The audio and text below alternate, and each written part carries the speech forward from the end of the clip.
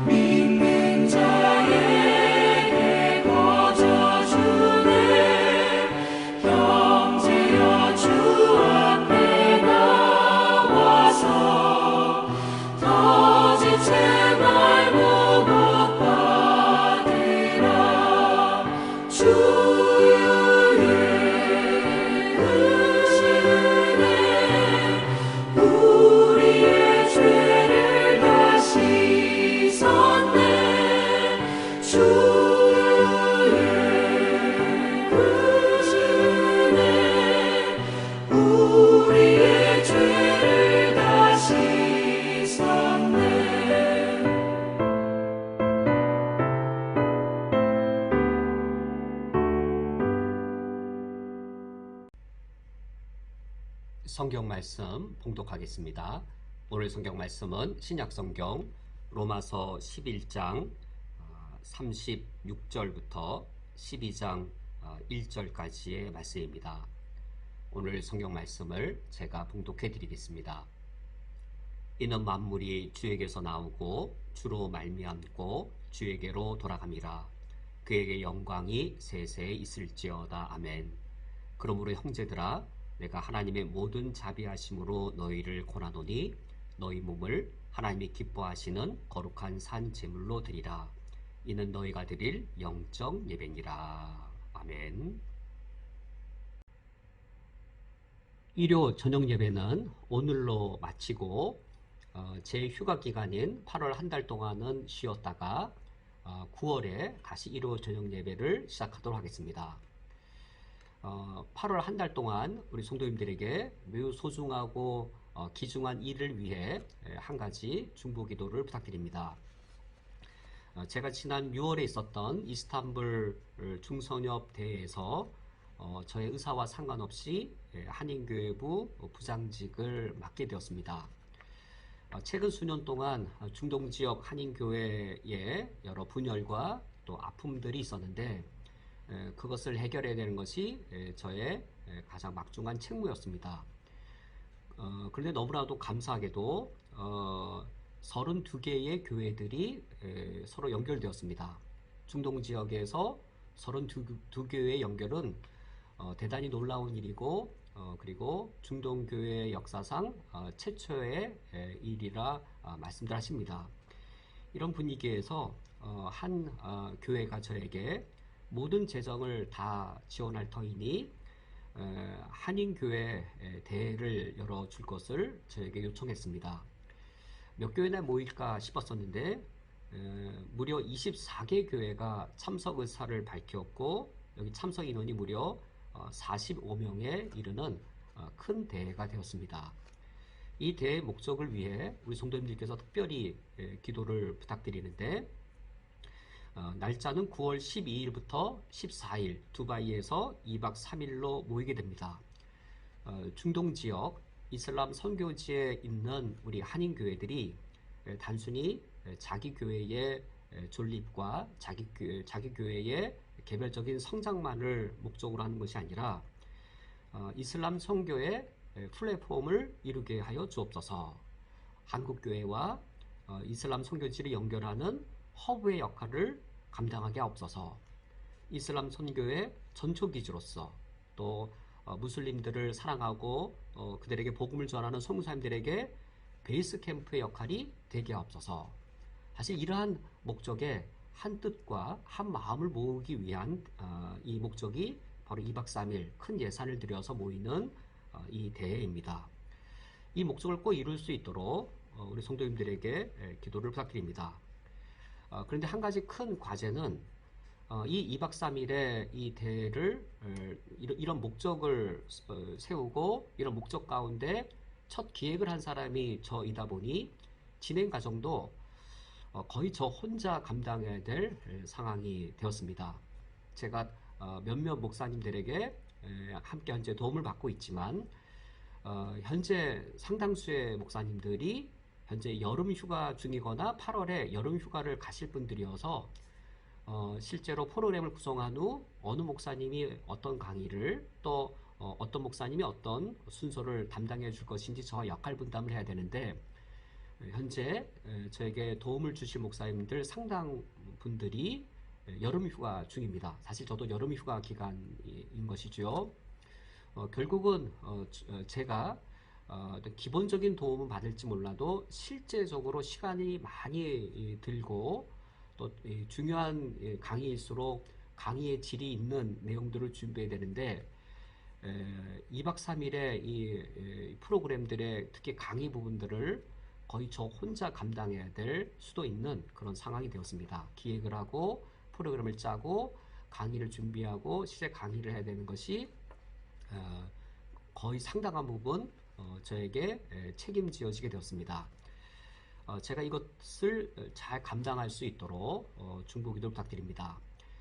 주된 내용은 어떻게 이슬람 이 땅에 기독교 복음이 선교로서 시작되었는지 그 역사를 살펴보는 한 측면이 있고, 또 하나의 큰 측면은 중동 지역의 최초의 교회들이 디아스포라 교회로서 어떻게 선교의 사명을 감당했으며, 어떻게 쿠웨이트에, 또 사우디아라비아에, 이집트에, 튀니지에, 또 이란에 어떻게 한인교회들이 처음 형성되어지고, 최초의 한인교회들이 어떻게 선교의 사명을 감당했고, 각 지역에 어떻게 이 한인교회들이 세워진 후 지금까지 이르게 되었는지, 그 현황들을 역사적으로 같이 정리하는 것, 이것이 두 번째이고 가장 중요한 부분이 될 겁니다. 이런 부분들을 제가 여러 목사님들과 함께 짐을 나누어서 준비를 해야 되는 상황인데, 저 혼자 감당하기 너무 버겁고, 현재로서는 한 분도 제가 동역자를 얻지 못했습니다. 저에게 이제 목사님들이 휴가 기간이기도 하고, 목사님들이 주로 이런 책임 맡는 것에 여력이 닿지 않아서 결국은 처음 기획했던 제가 다 감당해야 될 수도 있는 그런 상황이 되었습니다. 누가 감당하는 좋은 이 역사 자료를 만들어낼 수 있도록, 그리고 이것을 함께 2박 3일 동안 45명의 교회 지도자들이 모여서 함께 공유하고 도전받아서 중동 지역에 있는 한인교회들이 네트워킹을 이루되 이슬람 선교의 플랫폼을 형성하게 하시고, 한국교회와 이 이슬람 지역을 연결하는 허브의 역할을 하게 해주시고, 이슬람 선교지의 선교사님들을 위한 이 베이스 캠프 역할을 하는 것에 우리가 함께 모인 중동 지역의 한인교회 지도자들이 뜻을 합할 수 있도록 기도를 부탁드립니다. 제가 8월 한 달이 휴가 기간이라 할지라도 제가 금요 주일 예배, 그리고 피태자 교육, 그것을 비롯한 모든 일상적인 기본 목회들을 다 하면서 이제 새벽 예배와 일요 저녁 예배는 이 두 가지 시지만 기본의 모든 것들을 다 하면서도 지금 이 2박 3일의 프로그램을 제가 준비해야 될 상황입니다.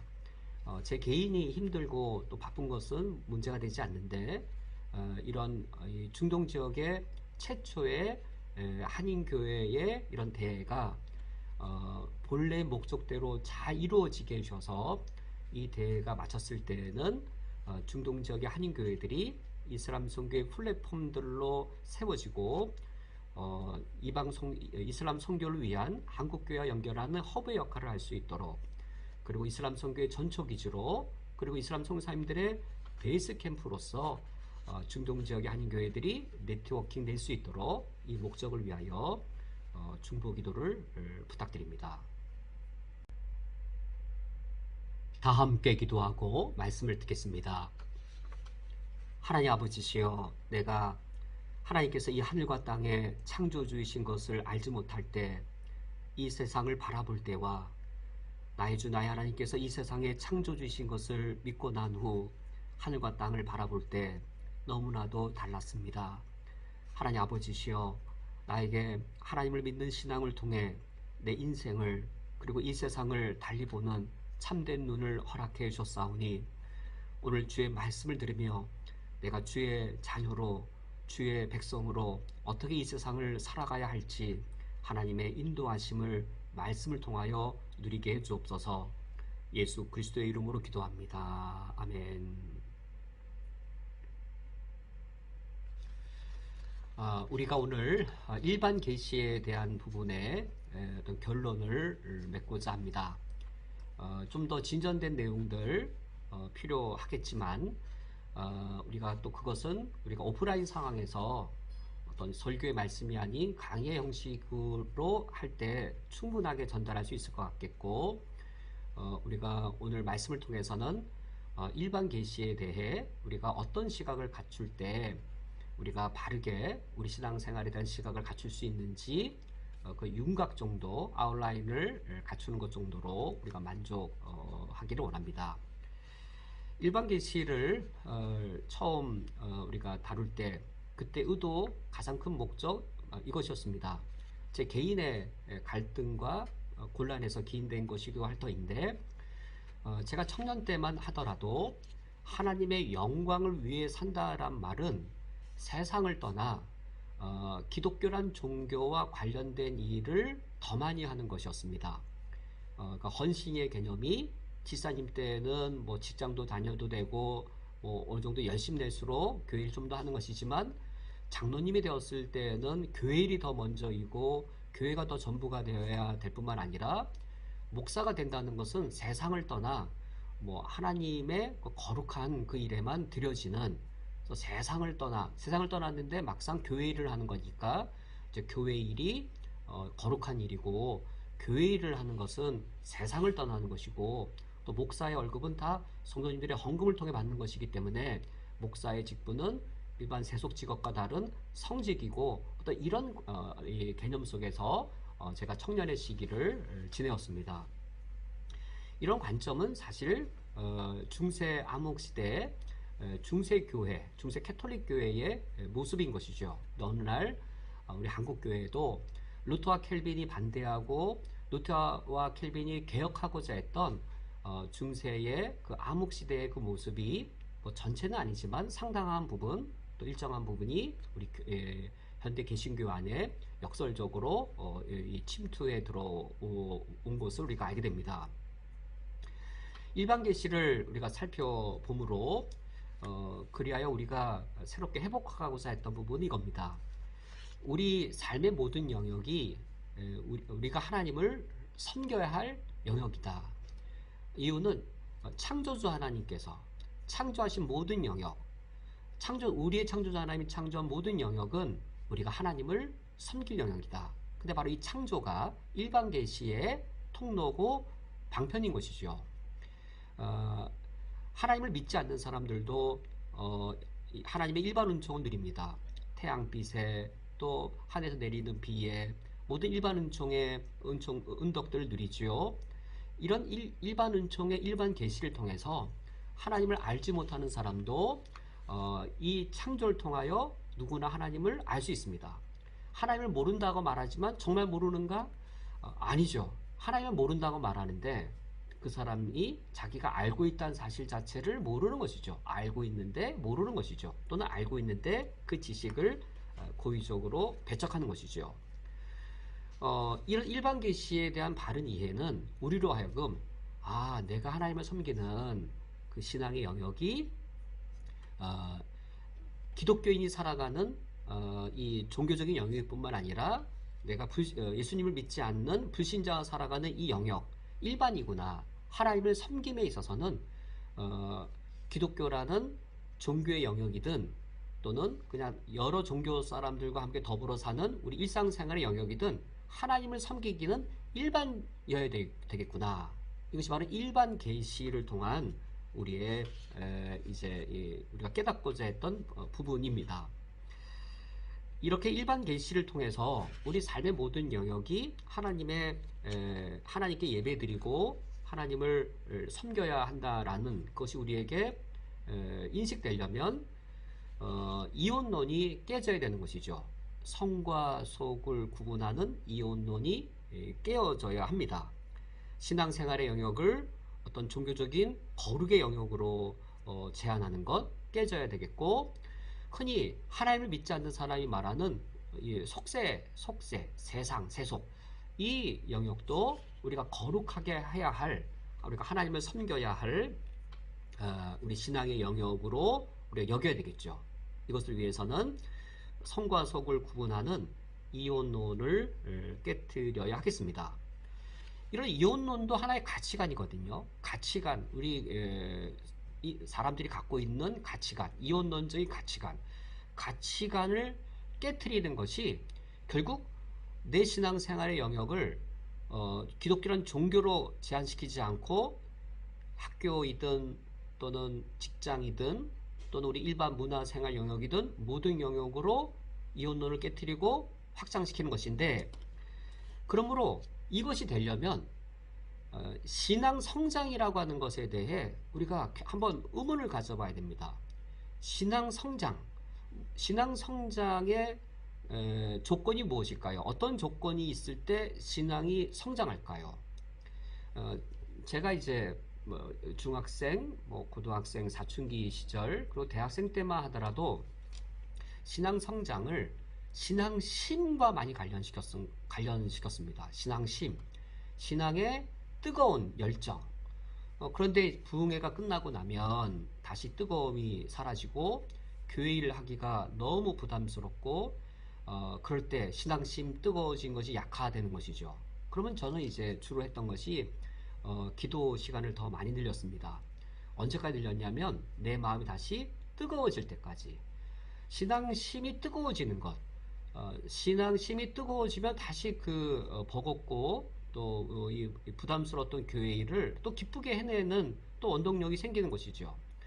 그래서 제 경우에 신앙심이 뜨거워지는 것, 신앙심이 뜨겁고 뜨거운 신앙심으로 많은 분량의 종교적 일을 행하면 신앙이 좋다라고 여기는 그런 측면이 저에게 매우 강하게 있었는데, 과연 이렇게 신앙심이 뜨거워진 방향으로 갔을 때, 그러니까 신앙 성장이라고 하는 것을 신앙심이 뜨거워지는 곳으로 갔을 때 과연 성과 속의 이혼론이 깨지겠느냐, 아니면 더 성과 속을 나누는 부분이 더 이 간격이 더 넓어지겠느냐.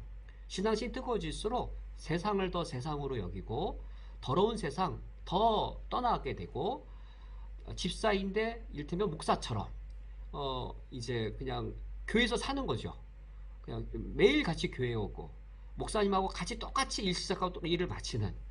그래서 성과 속이 구분되는 게 아니라 더 구분되어지는, 더 분리되어지는 그런 결과가 일어날 수도 있는 것이죠. 그러므로 신앙 성장이 신앙심이 뜨거워지는 방향, 신앙심이 뜨거워지는 것이 나쁜 건 아니죠. 좋은 것인데, 그런데 이것보다 더 근본적인 것은 신앙심의 뜨거움이 아니라 신앙이 신앙적 가치관을 형성하도록, 이것이 신앙 성장의 필수 요건입니다. 신앙심이 신앙적 가치관이 되게. 신앙은 우리에게 단지 신앙만 주는 것이 아니라 우리 신앙 가졌을 때 눈이 생깁니다. 하늘과 땅을 창조한 창조주가 있는가? 그것을 알지 못했을 때와 나의 하나님께서 하늘과 땅을 창조했다라고 하는 하나님을 창조주로 믿고 나서 이 세상을 바라볼 때 하나님을 창조주로 믿는 신앙이 내게 새로운 눈을 줍니다. 이 세상이 달리 보이죠. 가치관이라고 할 때 관이 본다는 것이죠. 무엇을 가치 있게 보느냐인 겁니다. 신앙이 성장한다 할 때, 신앙이 성장한다고 하는 것은 신앙적 가치관을 가져야 되는데, 신앙이 삶이 돼야 되죠. 신앙이 실천이 돼야 되죠.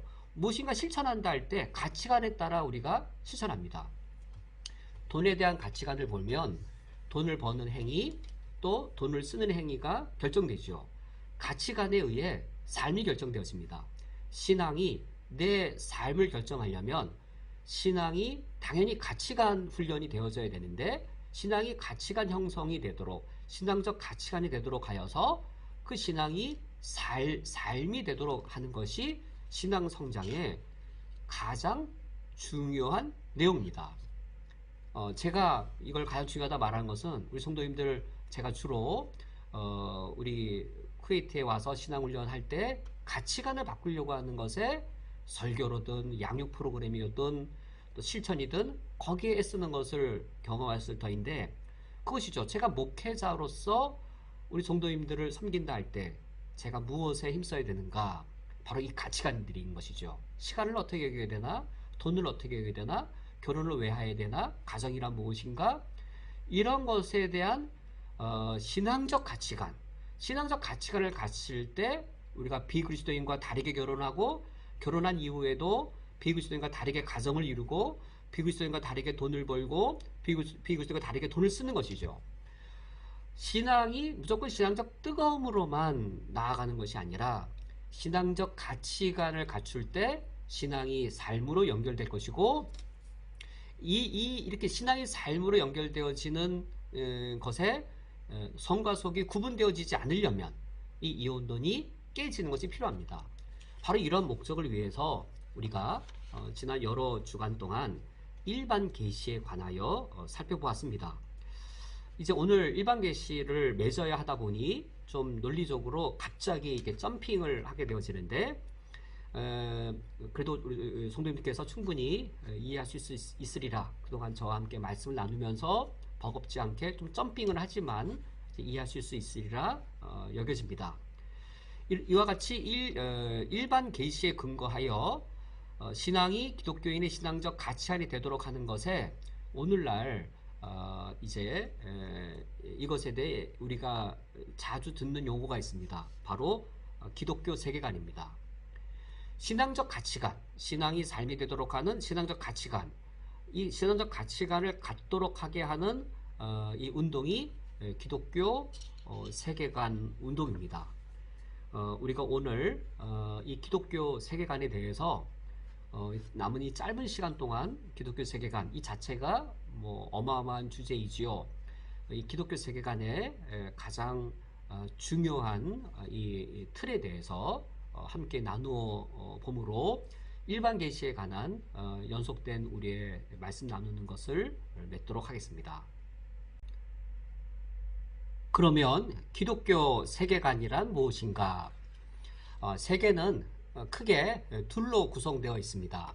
나와 나의 외부 세계로 구성되어 있습니다. 사실 이 두 가지가 기본이지요. 내가 있고 그리고 나의 외부 세계가 있습니다. 기독교 세계관이라고 할 때 그래서 우리는 좀 더 이것을 나눠볼 수 있죠. 내가 나를 바라볼 때 그것은 인생관이 되어집니다. 그리고 나의 외부 세계를 바라볼 때 그것도 세계관이 되는 것이죠. 기독교 세계관이라고 할 때 그것은 그리스도인이 나를 내가 어떻게 바라보는가, 예수 그리스도를 믿고 내가 새 사람이 되었습니다. 예수님을 믿기 이전과 전혀 다른 사람이 되어서 새로운 삶의 목적을 가지고 새로운 삶의 방식으로 살아갑니다. 그러한 인생관, 그리스도인으로서의 새로운 인생관, 이것이 세계관의 아주 중요한 이 내용이 되겠지요. 세계는 이런 나와 그리고 나의 외부 세계가 있는데 우리가 눈을 뜨면 눈으로 보이고 우리가 손으로 만지는 것, 내가 살아가는 나의 외부 세계입니다. 과연 나의 외부 세계, 과연 어떤 것일까요? 물리적인 자연 세계도 있고 또 나를 미워하는 사람도 있고 나를 아끼는 사람도 있고 이런 나의 외부 사람들, 나의 외부 사람과 또 외부 물리적 세계 뿐만 아니라 학교라든지 병원이라든지 또 정치라든지 이런 사회 제도들 다의 외부 세계입니다. 나의 외부 세계가 어떻게 보이나요? 나의 외부 세계가 뭐 1살, 2살, 3살 때까지는 엄마 아빠가 세계였죠. 엄마 아빠가 나의 세계여서 엄마 아빠는 날 사랑하고 좋아하기 때문에 어릴 때에는 세상이 너무 좋아서 다 기쁘고 재밌습니다. 엄마 아빠가 세상일 때에는. 그런데 커갈수록 엄마 아빠는 작아지고 엄마 아빠보다 더 힘센 사람들이 있고 악한 것들이 날 괴롭히고 그러면서 대학 가기가 무섭고 대학 졸업하기가 무섭고 이 세상에 나가야 되는데 안 들어갈 수는 없고 들어가면 정글과도 같은, 먹고 살기 위해 들어가야 되지만 들어갔다간 잡혀먹을 수 있는 정글과도 같은 그런 나의 외부 세계로 여긴다면 과연 올바른 세계관일까?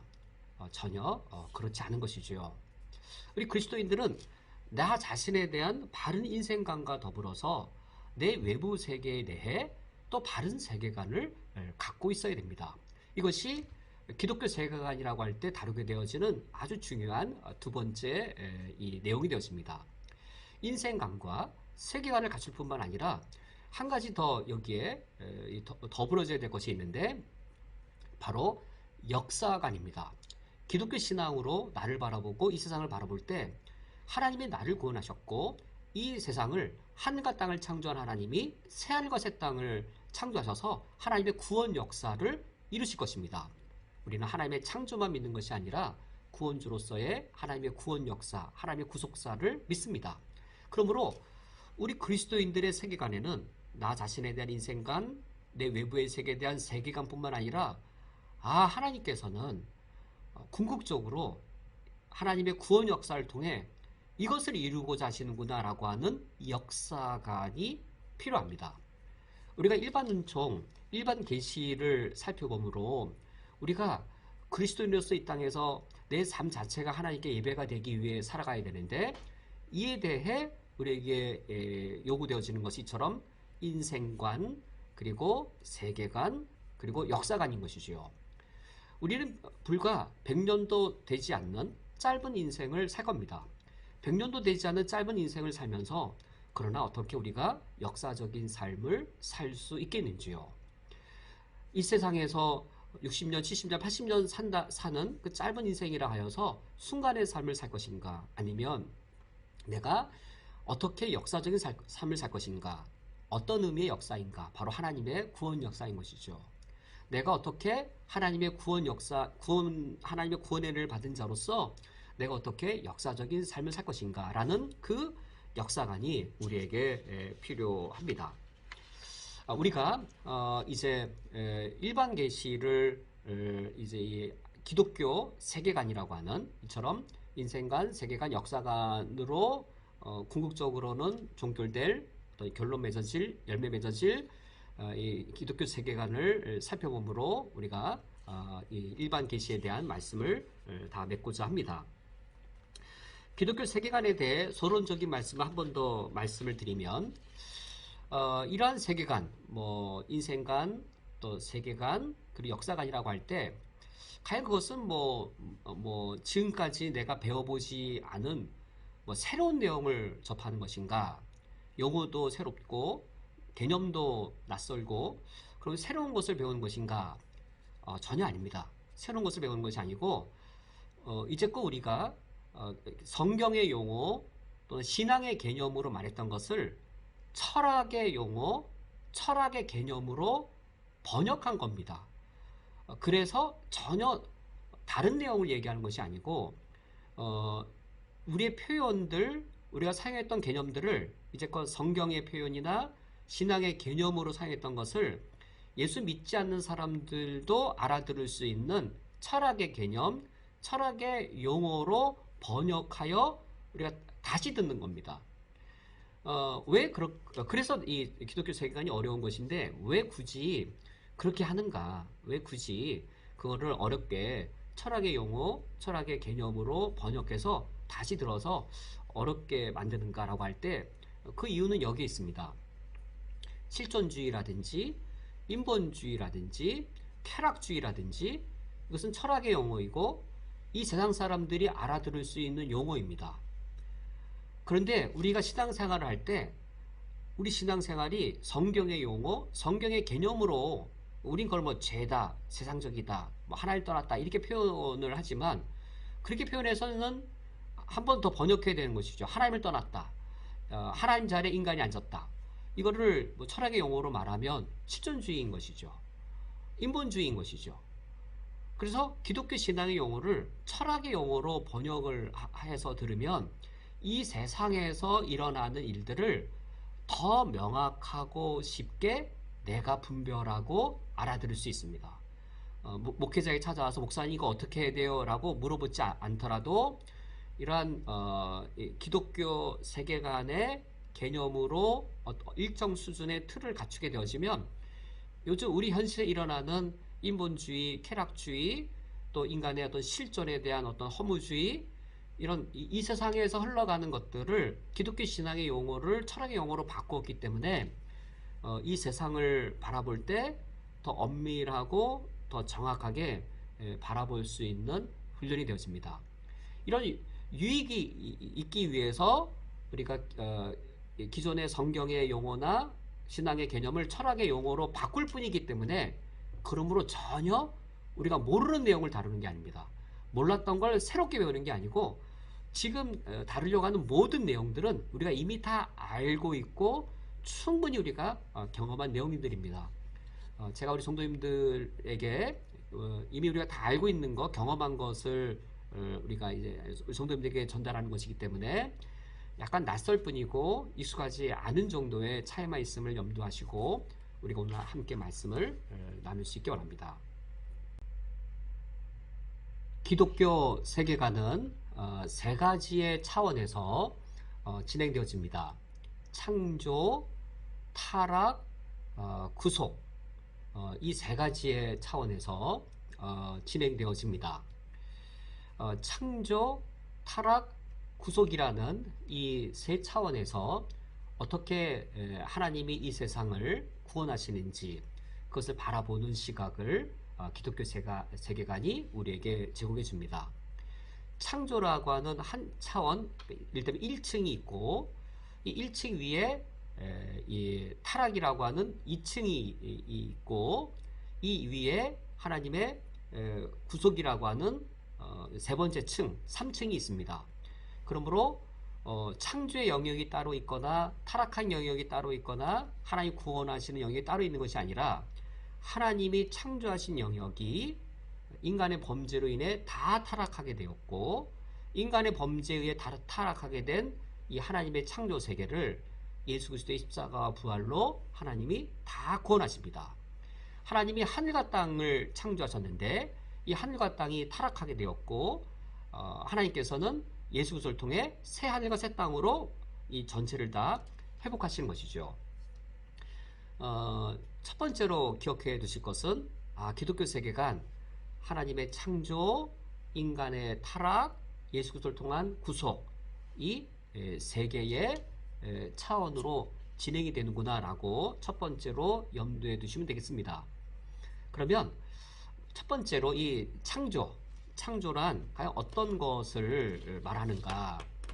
우리가 오늘 읽은 로마서 11장 36절의 말씀이 기독교 세계관의 요절이라고 해야 될까요? 기독교 세계관의 그 기본적인 가장 기초적인 것을 집약해서 보여주는 구절입니다. 제가 다시 한번 읽어드리면 로마서 11장 36절 말씀, 이는 만물이 주에게서 나오고 주로 말미암고 주에게 돌아감이라 그에게 영광이 세세 있을지어다. 하나님을 창조주로 고백하면서 창조주 하나님을 노래하고 찬양하는 성경 구절입니다. 만물이 주에게서 나왔다란 말 자체가 창조주인 것이죠. 창조주로부터 만물이 나온 것이죠. 하나님과 무관한 이 세상에 존재하는 것은 전혀 없습니다. 하나님에서 나온 만물이 그 다음에는 하나님으로 인하여 말미암고 있습니다.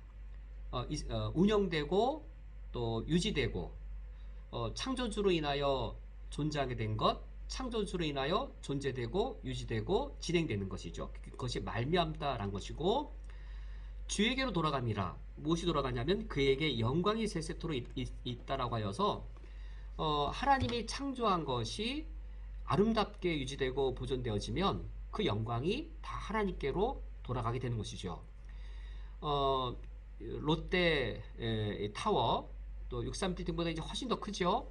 그 멋진 걸 보고 사람들이 감탄하고 또 근데 그것이 아무런 사고 없이 잘 유지될 때 사람들이 경탄하는 것, 그것의 어떤 설계자, 건축가에게 영광이 돌아가는 것처럼 우리 하나님의 이 창조 세계, 하나님부터 나와서 하나님께서 아름답고 선하게 아름답게 유지하시는 것, 이것이 다 온전히 하나님께 영광이 됩니다.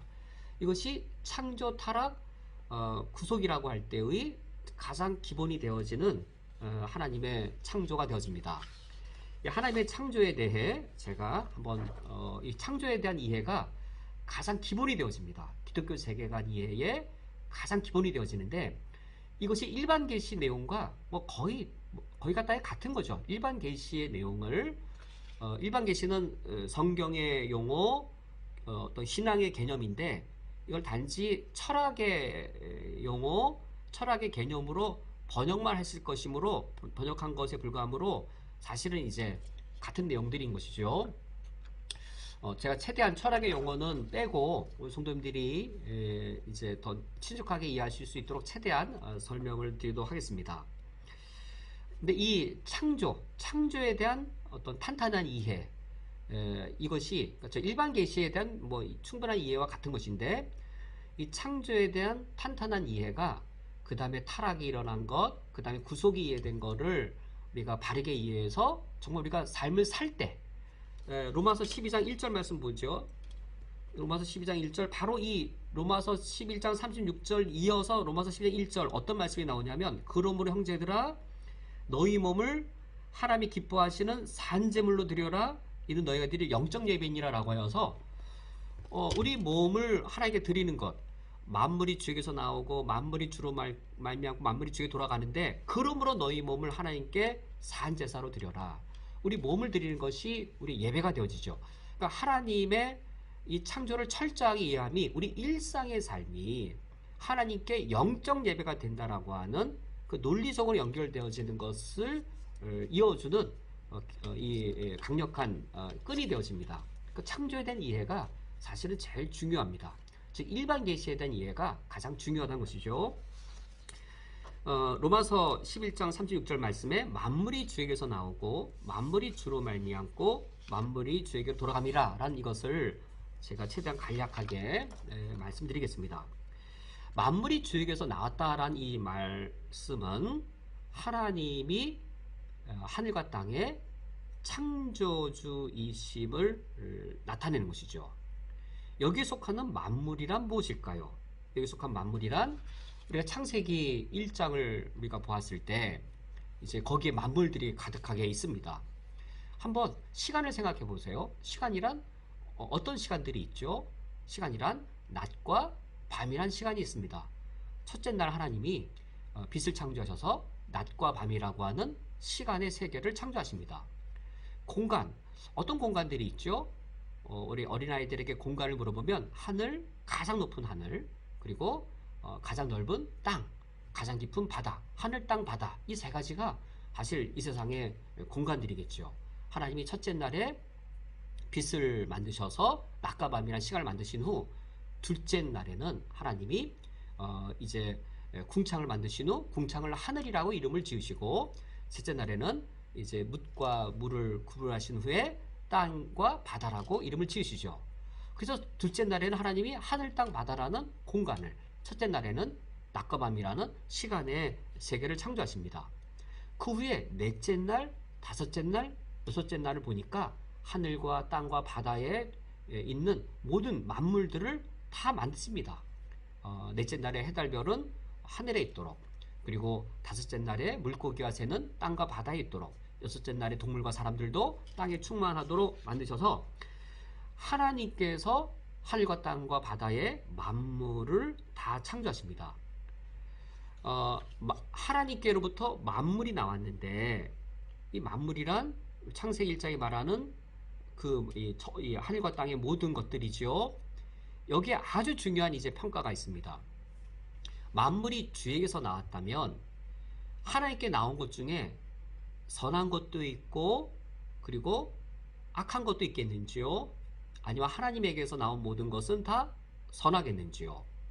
지금 창세기 1장에 의하면 하나님에서 나온 것이 다 물질들입니다. 물리적인 것들입니다. 식물이든 동물이든 하늘과 땅이든 창세기 1장에서 물리적이거나 물질적이지 않는 것 창조한 것이 오히려 기록되어져 있지 않습니다. 창세기 1장에 창조된 것들 다 물리적인 것이고 물질이나 동물, 사람인데 하나님의 창조가 마칠 때마다 반복되는 어구가 있습니다. 하나님 보시기에 좋았더라. 하나님 보시기에 좋았더라 라는 평가가 계속 이어지고 있습니다. 그러므로 영육이원론이 개입될 수가 없습니다. 여기에 영육이원론에 영혼은 고결하고 육체는 열등하다라고 하는 이런 영육이원론이 들어올 수 없습니다. 또는 거룩의 영역과 세속의 영역이 있다라고 하는 이런 이원론적인 판단이 들어설 여지가 전혀 없습니다. 하나님의 창조의 근거에 볼 때 만물이 주에게서 나왔다는 사실을 놓고 볼 때에 그것은 만물이 모두 선하다.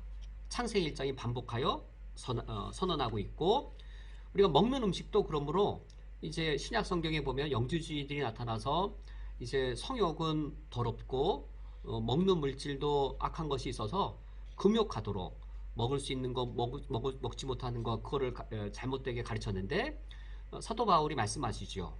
하나님이 지으신 것은 모두 선하다. 감사함으로 먹으면 다 거룩해진다 라고 말하여서 이 모든 것들 하나님 창조 모든 자연세계 선합니다. 아름다운 것입니다.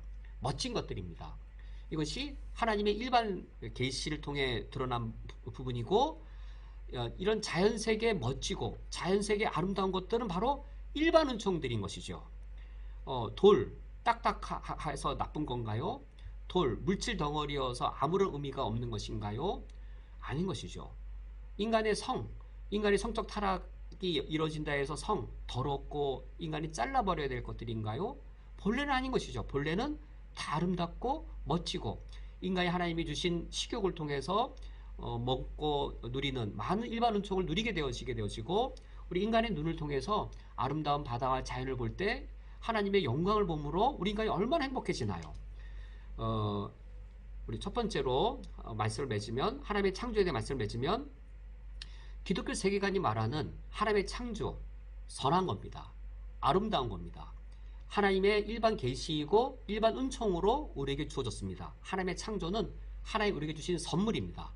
일반 은총으로 주어진 선물이어서 아름답고 멋지고 우리가 누릴 수 있고 누릴수록 더 많이 누릴수록 우리가 이 땅에서의 삶이 더 풍요로워지고 더 알차게 되어집니다. 두 번째로 주에게서 나오고 주로 말미암는다라고 되어 있는데 주님에게서 나온 것이 주님에 의하여 말미암고 있습니다. 주님이 다스리고 계십니다. 주님이 다스리셔서 유지되고 보존되고 있는 것이지요. 하나님께서 자연 세계를 창조하셨을 뿐만 아니라 인간 세계도 창조하셨습니다. 하나님께서 만물이 말미암다란 말은 하나님이 창조주로서 왕이 되시어서 법을 세우시고 이 법으로 자연 세계를 다스리고 이 법으로 인간 세계를 다스린다는 것이죠. 이것이 주로 말미암는다는 겁니다. 창조주가 왕이 되어 법을 세움으로 자연 세계를 다스리고 또 이 인간 세계를 다스립니다. 그런데 자연 세계를 다스릴 때에는 하나님이 직접 통치하시고 인간 세계를 다스릴 때에는 간접적으로 다스리십니다. 과연 어떤 법으로 다스리기 때문에 이와 같은 것인가?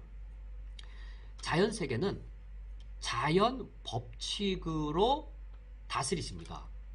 하나님이 돌만 만드신 것이 아니라 돌을 만드실 때에는 돌의 무게, 돌의 물리적 성질 이것을 다 갖추도록 이제 이 돌을 만드신 것이죠.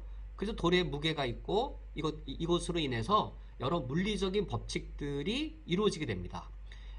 돌에 의해 어떤 중력의 법칙도 있겠고 우리가 이제 뭐 물리학의 힘 곱하기 속도 곱하기 무게 하면 힘이 되는 것처럼 이런 모든 물리적인 법칙을 하나님 함께 만드신 것이죠.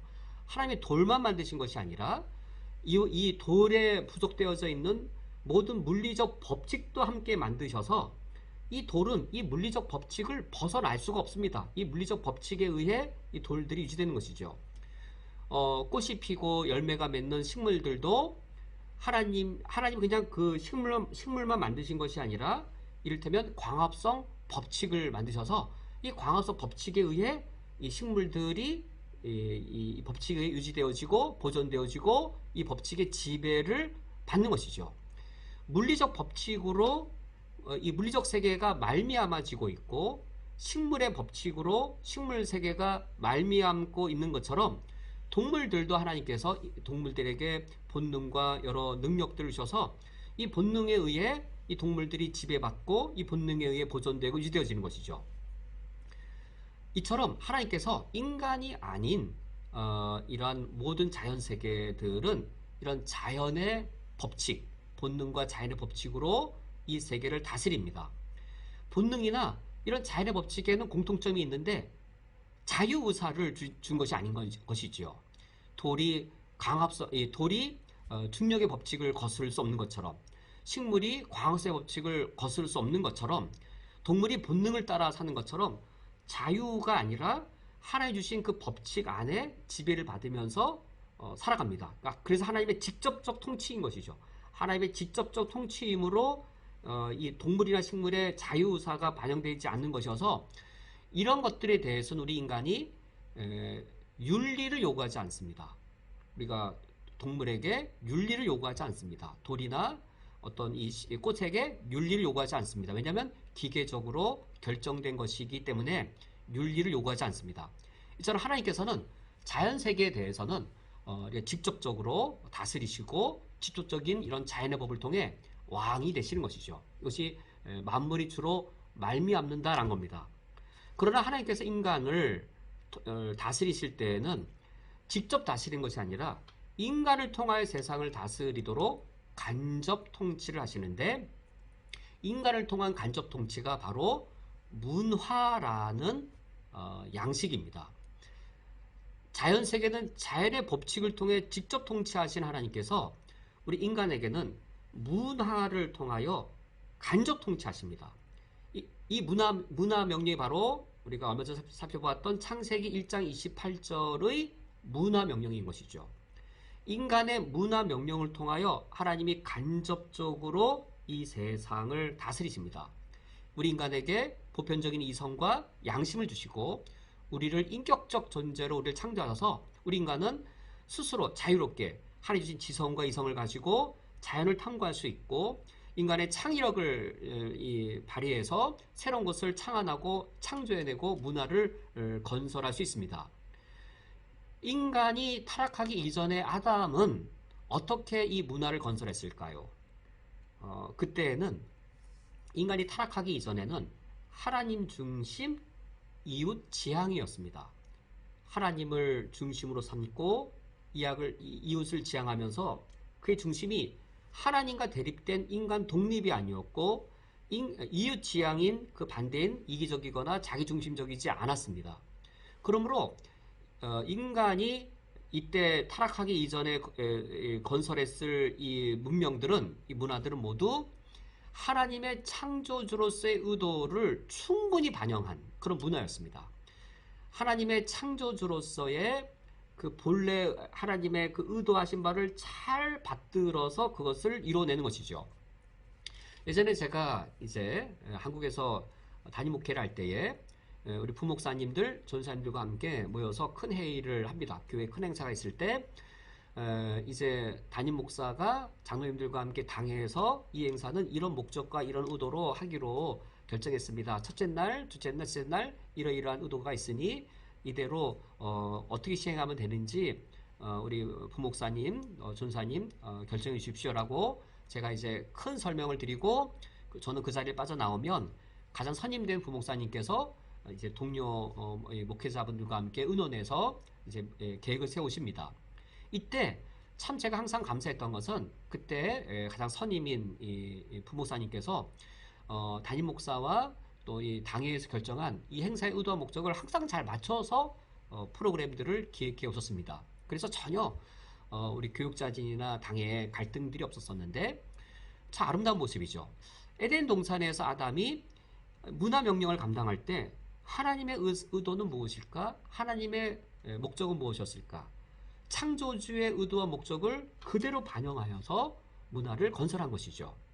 학교는 왜 있어야 되나요? 교육을 잘하는 것이죠. 창조주의 의도입니다. 병원은 왜 있어야 되나요? 병자를 고치는 겁니다. 이게 창조주의 의도입니다.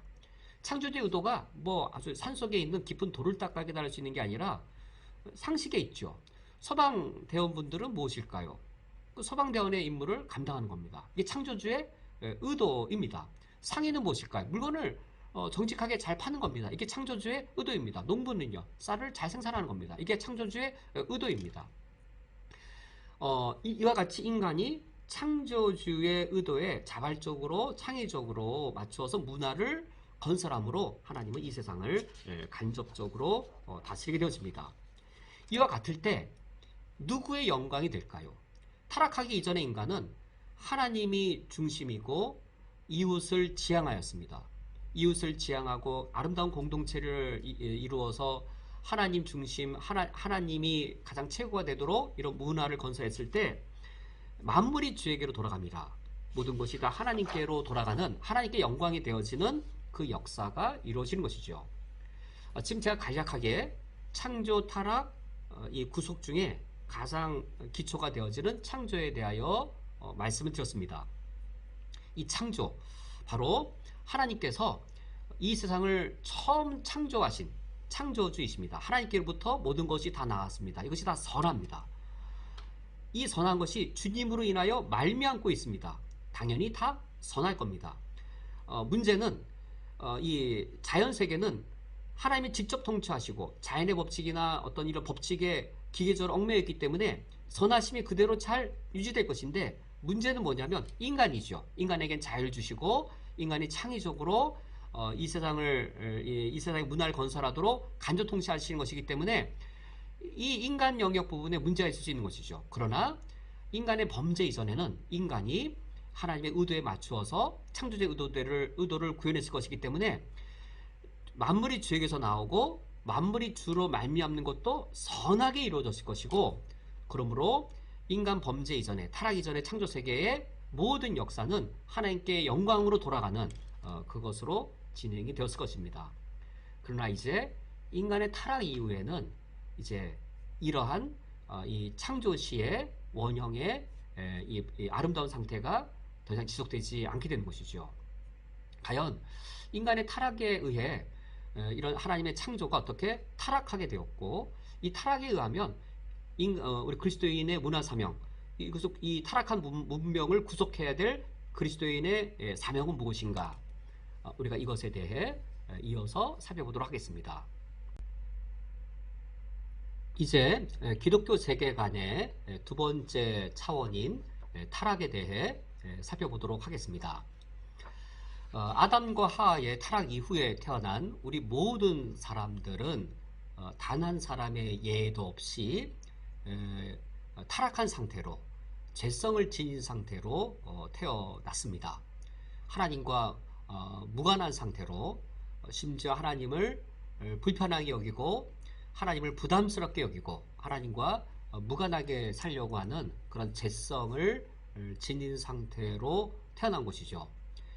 하나님을 무시하고 또 하나님을 인정하지 않고, 그러므로 하나님에 대하여 이런 영적 무지의 상태로 우리 모든 사람들이 다 태어났습니다. 이런 사람들에게 이 로마서 11장 36절 만물이 주에게서 나오고 만물이 주로 말미암고 만물이 주에게로 돌아간다라는 이 말씀을 들려줄 때 과연 동의를 할 것인가? 영적 무지에 있는 우리 인간 사람들은 과연 내가 어디에서 와서 지금 현재 어디에 있다가 어디로 돌아간다라고 생각하겠는지요. 주님에게서 나와서 주님으로 말미암다가 내가 주님에게로 돌아간다라고 여길 것인가? 그렇지 않습니다. 우리 모두가 태어날 때 죄인으로 태어났고, 이때 죄인이라고 하는 것은 하나님과 무관하게 살려고 하는 그런 영적 상태를 지니고, 무관한 정도가 아니라 내가 왜 하나님을 위해 살아야 돼? 나는 날 위해 살 거야. 그러니까 하나님 중심이 아니라 자기 중심, 그리고 이웃지향이 아니라 이기적이고 나밖에 모르고 나는 나를 위해 살고 나를 위해 이 세상에 존재해야 되고, 나에게 잘 대해주면 그 사람 좋은 사람이고, 그 사람이 아무리 윤리적으로 나쁜 사람이어도 나에게 유익을 주면 저 사람은 정말 필요한 사람이야, 정말 소중한 사람이야 라고 여기는 그런 상태로 다 태어난 것이죠. 이런 상태가 하나님을 떠난 영적으로 무지한 상태이기 때문에 정말로 내가 어디에서 와서 어디에 있다가 어디로 돌아가는지를 물어보면 모릅니다. 제가 올해 56세인데 만약 제가 하나님을 믿지 않는다면 60년 전에 저는 어디 있었을까요? 내가 태어나기 전에 어디 있었을까요? 무에서 와서 낯선 곳을 살아가다가 50년 뒤에 저는 어디 있을까요? 다시 무로 돌아간다라고 여기지 않을까요? 무에서 와서 그저 내가 알지 못하던 낯선 세상을 살아있으니까 살다가 죽어선 다시 사라지는 그런 세계관, 그런 인생관, 그런 역사관을 벗어나지 못할 겁니다. 유물론자라면 그것을 좀 더 자세히 설명할 겁니다. 내가 태어나기 전에는 없었던 것이 아니라 그냥 물질로 이렇게 분해가 되어져 있었었는데 어느 날 부모님의 어떤 이 결합에 의해 내가 물리적으로 형성되어져 있다가 내가 죽은 이후에는 다시 이 물질이 분해되겠지요. 물질로부터 와서 물질로 말미암다가 물질로 돌아갈 것입니다 라고 말할 겁니다. 그런데 이렇게 말하는 모든 사람들의 그 내면을 읽어보면 누구로부터 나와서 누구를 말미암다가 누구로 돌아가느냐, 나로부터 다 나온 거라 생각을 하죠. 내 자신이 나로부터 나와서 나로 말미암아 있는 겁니다. 내가 좋은 대학을 들어가든 내가 좋은 성적을 받든 뭐하든 내가 열심히 해서 나로 말미암아 이루어진 것이고, 영광이 누구에게 돌아가야 될까요? 나에게로 돌아와야 하는 것이죠. 내가 열심을 내었고 내가 힘을 내었고 또 내가 또 어떤 운이 좋았고 모든 게 다 나로부터 다 나온 것들이 합쳐져서 그것이 말미암아 나를 위하고 내 영광을 위하고 내 행복을 위한 것으로 귀결되어져야 된다라는 인생관, 그런 세계관을 갖고 살아가게 됩니다. 이것이 바로 영적 무지의 상태에 놓여져 있는 것이죠. 이런 영적 무지에 우리 모두가 다 놓여져 있는 것이 타락한 상태입니다. 하나님은 이 세상 모두를, 이 세상 만물을 다 선하게 창조하셨지만, 그래서 하나님이 본래는 이 자연세계는 직접 통치하셔서 자연세계에 문제가 일어날 수가 없어요. 자연세계는 하나님께 반역을 저질러서 죄라고 하는 걸 만들어낼 수가 없습니다. 식물이 광합성 법칙을 내가 오늘은 정말 광합성 법칙, 광합성 안 할래, 안 되죠. 어느 날 돌덩이가 날아가다가 나 중력을 어길래, 이게 안 되죠. 자연세계는 하나님에 대한 철저한 기계적인 그런 순종밖에 가능하지 않은데, 인간의 자유의지와 그리고 인간의 주신 창의성, 이런 인간의 자율성들이 하나님을 유일하게 반역할 수 있는 것인데, 이런 인간의 범죄로 인간이 타락하게 되었습니다. 그러면 제가 여쭤볼게요. 인간만 타락한 것일까요? 인간의 타락으로 전 세계가, 모든 자연 만물을 포함하여 모든 창조 세계가 타락하게 된 것일까요? 인간의 범죄는 인간만의 타락이 아니라 창조 전체의 타락을 결과적으로 가져왔습니다. 인간의 어떤 한 부분이 아니라 인간의 모든 부분이 타락합니다. 인간의 육체는 더 많이 타락하고 인간의 정신은 덜 타락하는가? 아니죠. 인간의 손볼은 나빠서 더 많이 타락하고 인간의 귀는 잘 안 움직이니까 덜 타락하는가? 종교개혁자들이 강조해 가르친 것이 있습니다. 전적 타락, 전적 부패입니다. 인간의 모든 부분들, 육체이든 마음이든 다 타락하되 썩어 부패하여 죽을 만큼 타락했다인 겁니다. 그런데 그리스의 철학자들, 영적 무지의 상태에 있는 그리스의 철학자들은 그렇게 생각하지 않았습니다. 인간 영혼에는 이데아에 대한 마음이 있어서 인간의 영혼은 고결하고 순결한 것에 비하여 인간의 육체가 열등하다라고 여긴 것이죠. 우리 그리스도인들도 어떤 영적인 일, 육적인 일이 있다라고 구분하는 것은 성경적인 사고가 아니고 은근히 그리스 철학의 영향을 받은 것이고, 또는 동양 사상도 그랬죠. 동양 사상도 이제 그 산업공상 이렇게 나누어서 선비들은 고상해서 글을 읽어야 되고, 그 다음에 농업이 귀하고 공업이 더 천하고 상업은 더 천하다, 뭐 이런 식으로 나누었죠. 그 밑에 노비까지 있는 것이죠. 육체적으로 일하는 것들은 아래 것으로 여기는, 인간의 가장 그리스든 또는 이 고대 중국이든 인간의 보편적인 것이 그렇지 않을까. 오늘날에도 그 사무직은 좀 더 편할 것처럼 여겨지고, 그리고 이제 월급이 적게 받으시는 육체 노동을 하는 것은 왠지 낮게 여겨진다면, 우리 인간의 근본 속에 또 그런 그릇된 왜곡된 가치관이 있지 않나 추론해 보게 됩니다. 하나님의 창조가 다 산화였는데, 기독교 세계관의 두 번째 층인 타락은 그러므로 하나님 창조 모든 것이 다 타락했다입니다. 그런데 우리 인간은, 영적 무죄 인간은 그렇게 여기지 않고 이걸 구분하는 것이죠.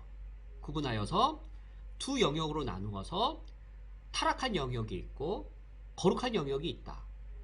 우월한 영역이 있고 열등한 영역이 있다라고 여기는 겁니다.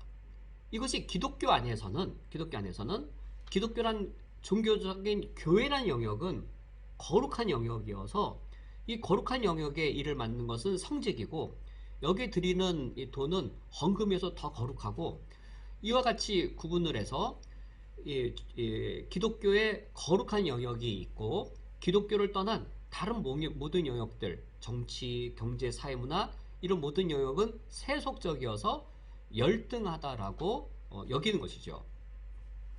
이것이 과연 옳은가입니다. 기독교 세계관이 아주 유익한 점은 바로 이거죠.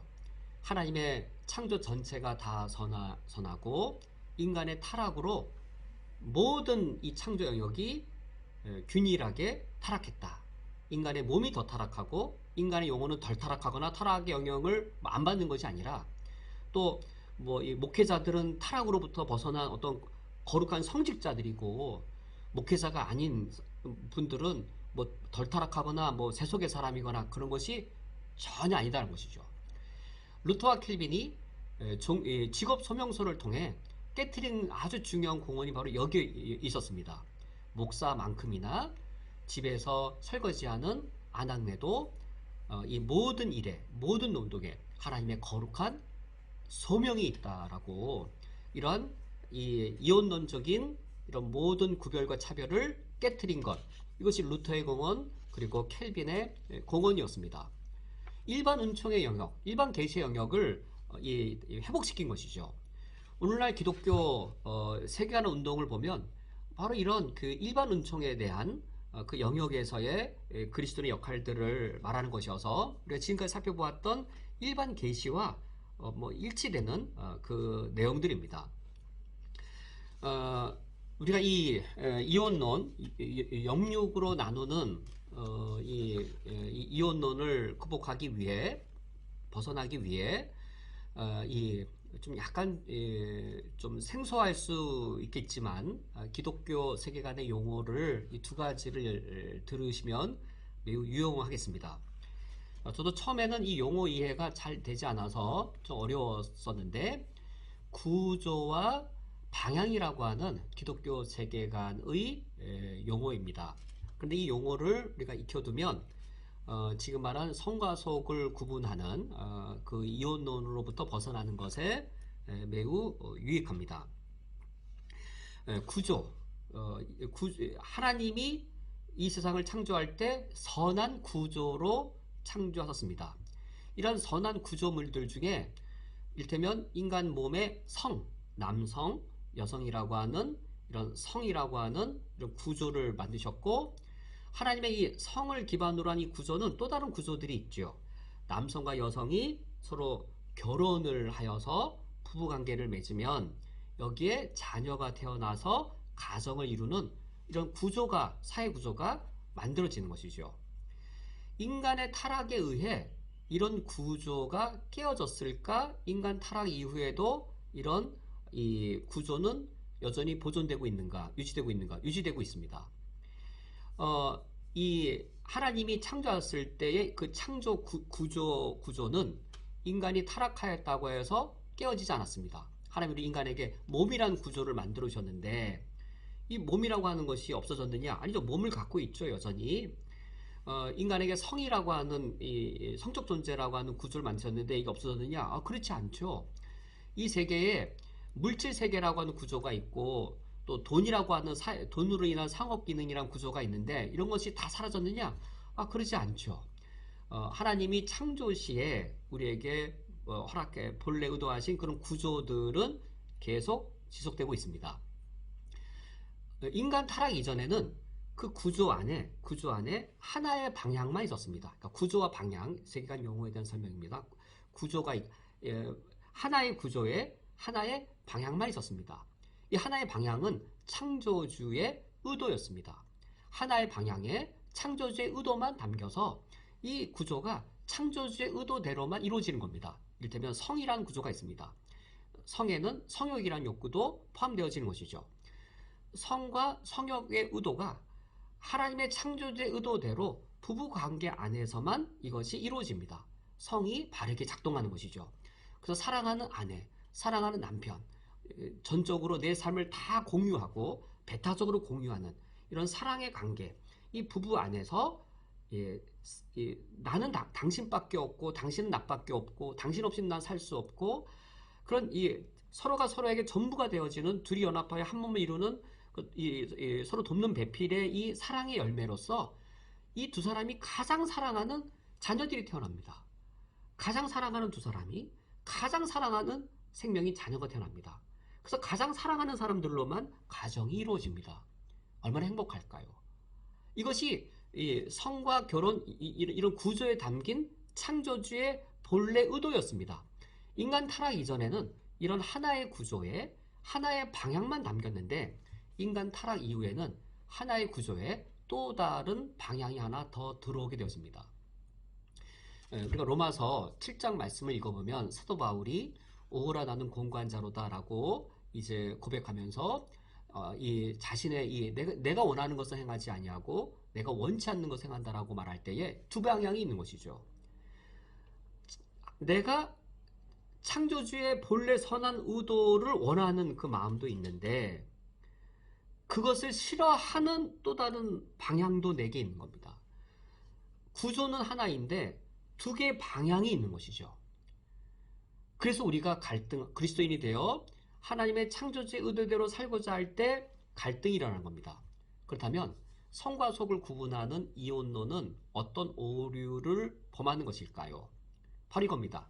두 방향을 두 구조처럼 여긴 겁니다.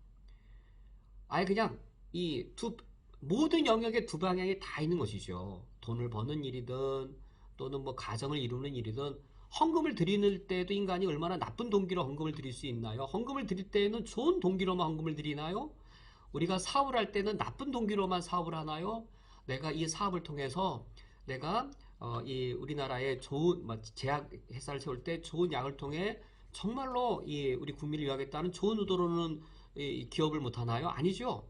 헌금 드릴 때 얼마나 추악하고 더러운 욕구로 헌금을 드릴 수 있나요?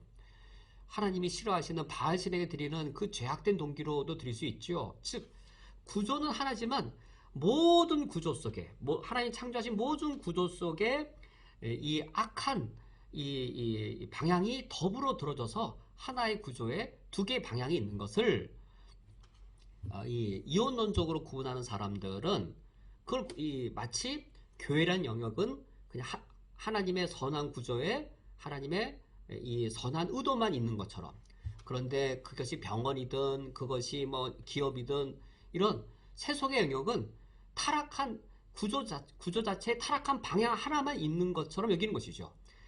이 구조는 타락해서 타락한 방향밖에 없고 여기는 아주 선하여서 하나님의 창조주의 의도밖에 없는 그렇게 그릇되게 여겨서 영역적으로 세속의 영역과 거룩의 영역을 나누는 오류를 범하는 것이 바로 중세시대의 오류였는데, 그렇다고 오늘날 우리들은 이러한 이혼론적 사고로부터 벗어나야 하겠습니다.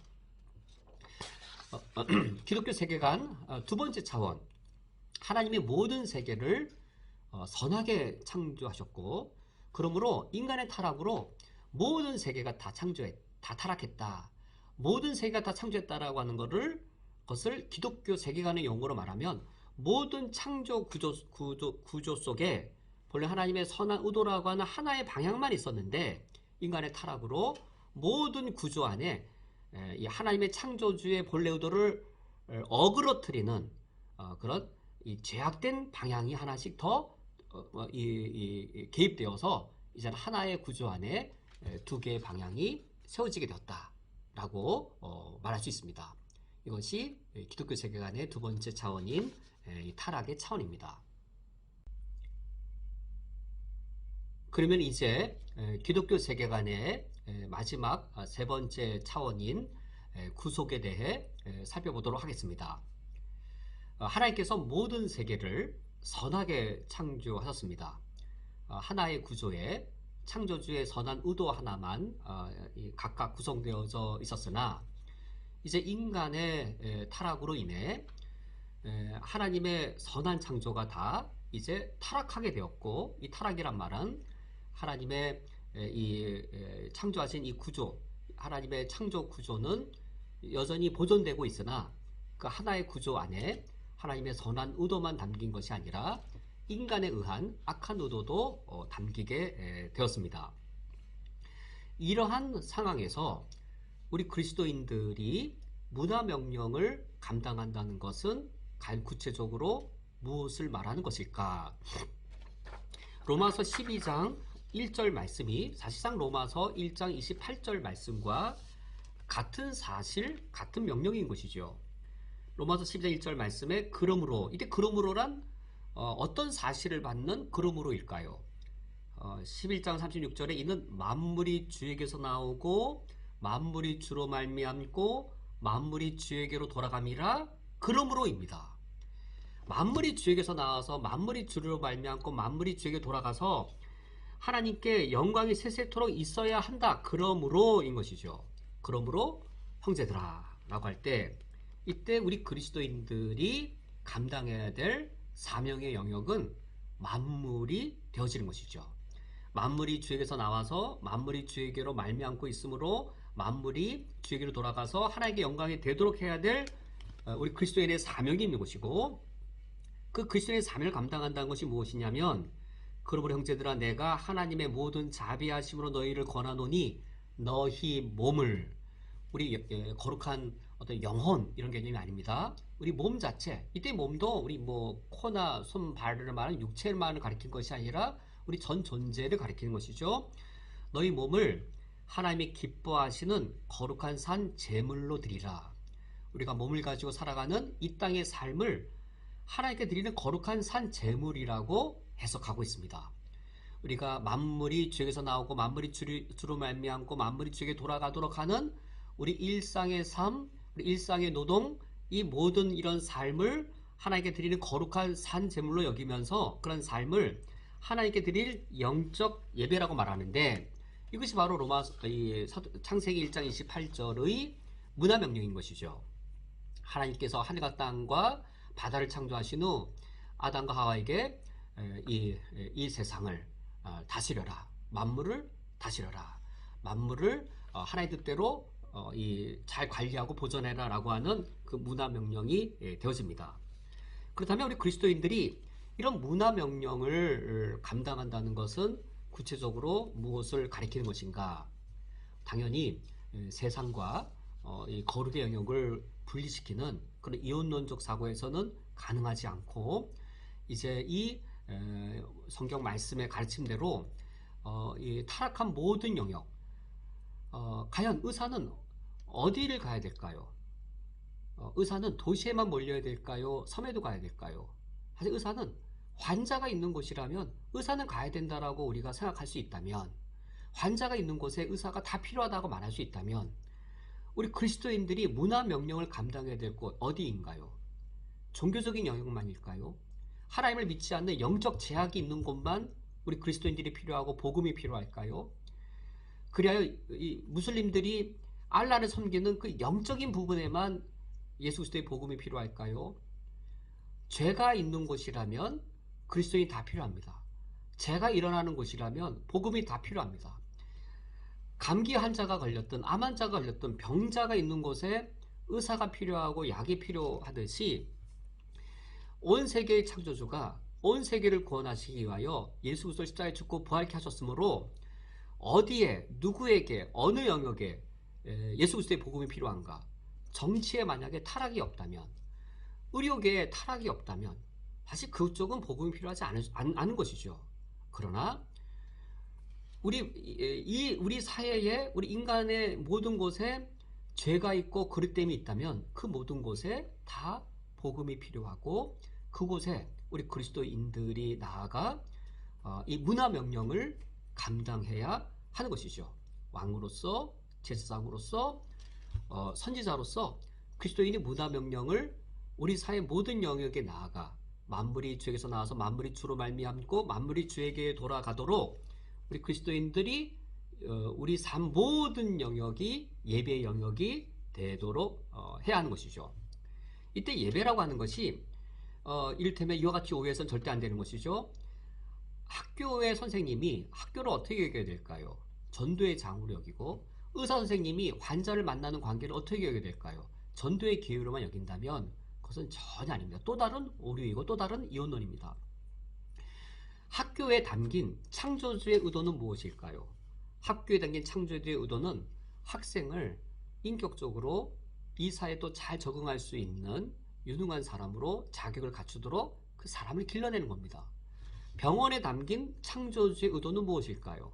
병원에 담긴 창조주의 의도는 환자가 잘 치유받아서 이제 건강한 몸으로 가정으로 사회로 돌아가도록 하는 것이겠죠. 기업에 담긴 창조주의 의도는 무엇일까요? 그 기업의 생산품이 그 사회에 기여를 하고 또 이 사회에 기여하는 그 가정 속에 가장들을 취업시키는 고용이라고 하는 사회적인 아름다운 기능들을 감당하는 것, 이것이 그 기업 안에 담긴 창조주의 본래 아름다운 의도들입니다. 그리스도인의 문화 사명이라고 하는 것은 무엇일까요? 하나의 구조 속에 두 개의 방향이 있습니다. 창조주의 의도가 좌절되도록 하는 이 방향이 있습니다.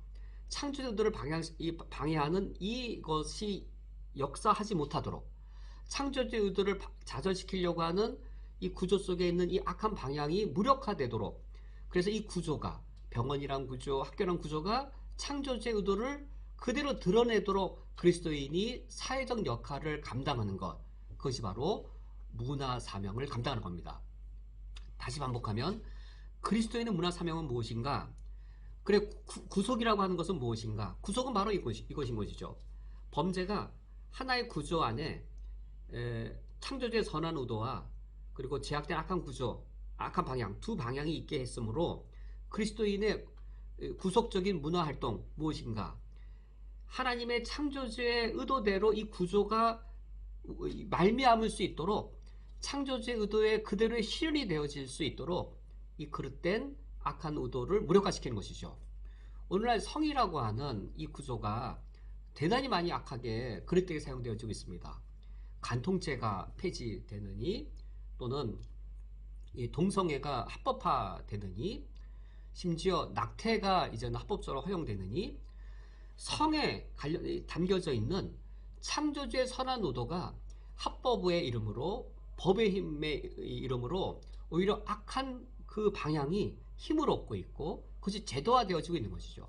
우리 그리스도인들의 문화활동, 바로 이런 부분에 있어서 우리 사회의 법과 제도가 창조주의 본래 의도를 잘 반영하고 구현하도록 이 시민운동을 행하는 것이나, 또는 그가 국회의원이라면 그가 바르게 정치인으로서 그 역할들을 감당하는 것이죠.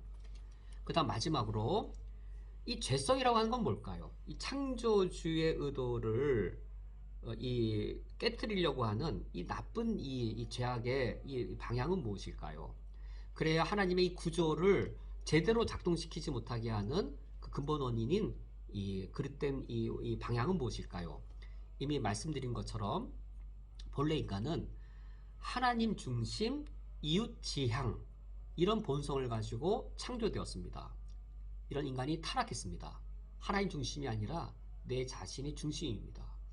이웃을 지향하는 것이 아니라 나를 지향하며 살아갑니다. 본래 하나님은 God-centered, other-oriented. 그러나 바뀌게 된 거죠. 그냥 self, 에고, 나 중심, 에고가 센터를 차지하고 self, 내 자신이 oriented, 내 자신을 지향한, 나밖에 모르고 나를 지향하고 나를 중심으로 살고, 그런 상황에서 성을 생각해보고, 그런 상황에서 돈을 생각해보고, 그가 아무리 공부를 잘하고, 그가 아무리 높은 자리에 올라가고, 그가 아무리 세수도 성공해도 오히려 자기 중심, 그리고 자기를 생각하는 사람이 대통령이 되어지면 우리나라는 불행해질 수밖에 없습니다. 그가 아무리 유능해도 그 유능함이 악의 크기를 더 키울 뿐인 거죠. 차라리 악한 사람은 무능한 게 낫습니다. 악한 사람은 무능하면 악을 저질러도 조금밖에 못 저지르는데, 그가 악한 사람인데 유능해지면 하나님이 만들어 오신 그 구조를 더 악한 도구로 사용하고 더 악한 힘을 발휘하기 때문에 정말로 우리 그리스도인들이 이 세상을 새롭게 한다라고 했을 때 과연 그것은 무엇을 가리키는 것일까요? 우리 근본적으로는 예수 그리스도를 정말로 믿고 중생하여서 그리스도 안에서 새로운 피조물이 되는 길 외에는 사실상 없습니다. 그래서 우리가 예수 그리스도의 복음으로 선지자 사역을 하는 것과 예수 그리스도의 복음으로 제사장 사역하는 것은 나눌 수가 없습니다. 예수 그리스도의 이 복음으로 선지자 사명을 하여서 우리가 이 세상에 아름다운 문화 운동을 해야 되지만, 사실 문화 운동만으로는 사실 한 면인 것이죠. 정말 사람이 바뀌겠나요? 정말 사람이 문화 운동으로 바뀌겠나요? 예수 그리스도의 복음으로 정말로 이 내가 나 중심적이고 내가 나를 위해 생각하고 나를 살아가는 것이 인간이 자기 자신을 위한다는 것이 죄의 뿌리라고 하는 것을 십자가 복음으로 철저히 알기 전까지는 사람의 근본적 변화는 가능하지 않습니다. 오늘 말씀을 맺도록 하겠습니다. 우리가 여러 주에 걸쳐서 일반 계시, 일반 은총의 말씀을 함께 나누었습니다. 그러면서 또 마지막에 함께 나눈 말씀, 일반 계시, 일반 은총만으로는 한 사람의 변화가 불가능한 것도 사실입니다. 우리가 일반 계시, 일반 은총의 영역으로 우리 신앙의 영역을 하나님의 창조 영역으로 다 전체적으로 다 감당해야 하되, 그러나 일반 계시, 일반 은총만으로는 우리가 하나님의 이 구원주로서의 의도, 창조적 의도를 본래 회복하는 것 가능하지 않습니다. 예수 그리스도가 필요합니다. 일반 계시 외에 특별 계시가 필요합니다. 우리를 구원하기 위한 특별 계시, 예수 그리스도가 반드시 오셔야만 자기 중심적이었던 우리 인간이 하나님 중심적으로 바뀔 수 있겠고, 자기 본의적인 우리 인간이 이웃을 지향하는 것으로 근본적으로 바뀔 수 있습니다. 우리가 이제 8월을 마치고 우리가 9월에 다시 말씀을 나눌 때에는 우리가 일반 계시에 이어 특별 계시의 말씀을 살펴보므로 예수 그리스도가 우리에게 왜 필요한지, 예수 그리스도가 우리에게 어떤 역할을 하는지를 이어서 살펴보도록 하겠습니다. 오늘 일반 계시의 말씀을 다 맞추기 위해 좀 긴 분량인데, 우리가 8월 한 달은 일요 저녁 예배를 쉬기 때문에 오늘 좀 말씀이 좀 분량이 길다 할지라도 이 8월 쉬는 기간 중에 말씀을 나누어 들으시더라도 충분히 들으시고, 우리 쿠웨이트 한인연합교회가 이 이슬람 땅에서 문화 사명을 감당하는 것과 복음의 제상 사역 감당하는 것 힘있게 감당할 수 있도록 기도해 주시고, 또 제가 말씀 전에 중보기도를 부탁드린 것처럼 9월 12일부터 14일 두바이에서 중선협 한인교회부 두바이 대회가 있습니다. 중동 지역의 한인교회들이 네트워킹을 잘 이루되, 그것이 이 이슬람 지역을 위한 이 이슬람 선교를 위한 이 플랫폼을 이루는 것이 될 수 있도록, 그리고 한국교회와 이슬람 선교지를 연결하는 허브 역할을 할 수 있도록, 이슬람 선교지에 사역하시는 성도님들을 위한 전초기지와 베이스 캠프 역할을 할 수 있도록 위하여 중보기도를 부탁드립니다. 함께 기도하시겠습니다. 하나님 아버지시여, 우리가 이기심과 자기중심적인 것에 얽매여서 예수 그리스도를 믿고 난 이후에도 여전히 내 자신으로부터 자유롭지 못하며 심지어 개교회주의에 빠져서 하나님 나라 전체를 바라보지 못하는 그런 연약함들이 항상 우리에게 있습니다. 하나님 아버지여, 저희들이 일반 계시, 일반 은총을 통하여 만난 주님을 알아갈수록 하나님은 크시고 넓으시며 우리가 다 하나님 바라보시게 하시는 것처럼 하늘과 땅과 하나님의 구원 역사 전체를 바라보게 하시는 그 하나님의 도전에 우리가 도전받게 하여 주옵소서. 저희들이 하나님의 나라를 바라보며 우리의 삶을 하나님께 드리게 하여 주시옵고, 하나님의 나라를 바라볼 때 우리가 하나님께 드리는 우리의 삶의 영역이 단순히 종교와 교회로 제한되는 것이 아니라 하나님 창조하신 이 모든 영역이 우리가 하나님께 드리는 내 헌신의 장이 되게 해 주옵소서. 예수 그리스도의 이름으로 기도합니다. 아멘. 다 함께 주기도로 오늘 예배를 폐하겠습니다. 하늘에 계신 우리 아버지여, 이름이 거룩히 여김을 받으시오며 나라가 임하시오며 뜻이 하늘에서 이루어진 것 같이 땅에서도 이루어지이다. 오늘 우리에게 농한 양식을 주시옵고, 우리가 우리에게 죄 지은 자를 사하여 준 것 같이 우리 죄를 사하여 주시옵고, 우리를 시험에 들게 하지 마시옵고 다만 악에서 구하시옵소서. 나라와 권세와 영광이 아버지께 영원히 쌓옵나이다. 아멘.